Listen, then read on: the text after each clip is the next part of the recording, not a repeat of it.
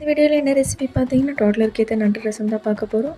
First அதுக்கேற்ற மசாலா அரைச்சிக்கலாம். சீரகம், பெருஞ்சீரகம், மிளகு, முழு தனியா, பூண்டு, இஞ்சி, சின்ன வெங்காயம், தக்காளி பேஸ்ட்டு பதத்துக்கு இது எல்லாமே நல்லா அரைச்சி எடுத்துட்டு அதுக்கப்புறம் நண்டு நல்லா உரலில் வச்சு இடிச்சிருங்க. இடிச்சிட்டு ஒரு பேனில் எண்ணெய் ஊற்றிட்டு இந்த பேஸ்ட் ஆட் பண்ணிவிட்டு மசாலா வதக்கின பிறகு உப்பு, மஞ்சத்தூள் ரெண்டுமே சேர்த்துட்டு புதினா இலைகளை சேர்த்துட்டு நண்டு இடித்து வச்ச நண்டையும் சேர்த்துட்டு ஒரு 5 நிமிஷம் குக் பண்ணுங்கள். அதுக்கப்புறம் தேவையான அளவுக்கு தண்ணி ஊற்றிடுங்க. ஊற்றிட்டு அது ஒரு 15 நிமிஷம் நல்லா கொதிக்கணும். அது கொதித்து எடுக்கும் போது நல்ல சுவையான டேஸ்டான நண்டு ரசம் ரெடி ஆகிடுங்க. கண்டிப்பாக குழந்தைங்க விரும்பி சாப்பிடுவாங்க. இந்த ரெசிபி உங்களுக்கு யூஸ்ஃபுல்லாக இருந்தால் மறக்காமல் லைக் பண்ணுங்கள் அண்ட் கமெண்ட் பண்ணுங்கள்.